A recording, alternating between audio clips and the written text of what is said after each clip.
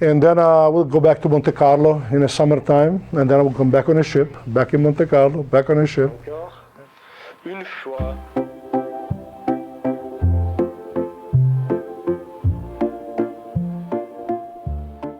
Monte Carlo was, how can I say that, in early 70, it was definitely, I go back and forth now today because I still go there because I'm only about an hour from but Monte Carlo, when I went there in early in 1972, it was, I think it was just phenomenal because Grace Kelly was still alive, Prince Rainier was still alive, Prince Albert was this big, Carolina was this big, the other daughters is Stephanie was, they were all, and we used to take care of them. We used to serve them every day, because they were like, used to work with the beach club, and then we used to work at the Jimmy's, which was like the #1 club in Monte Carlo those days.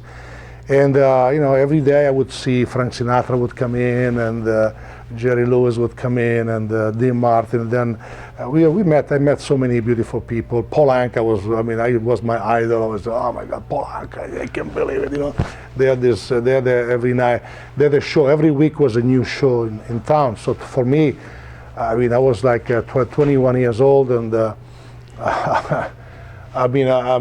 coming from all this, like, work, study, and all of a sudden now I was having a good job, and my rank was a little bit higher than it was, so I was able to be in not just a busboy, waiter. I was like a captain, Metro D. I had a much better job and more quality, and those days, we were making, I would say, very good money.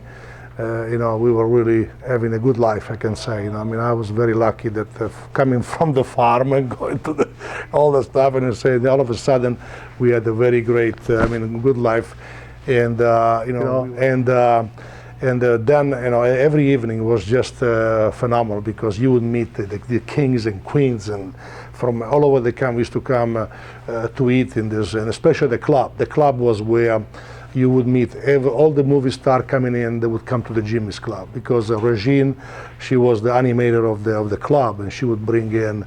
I remember Omar Sharif used to be.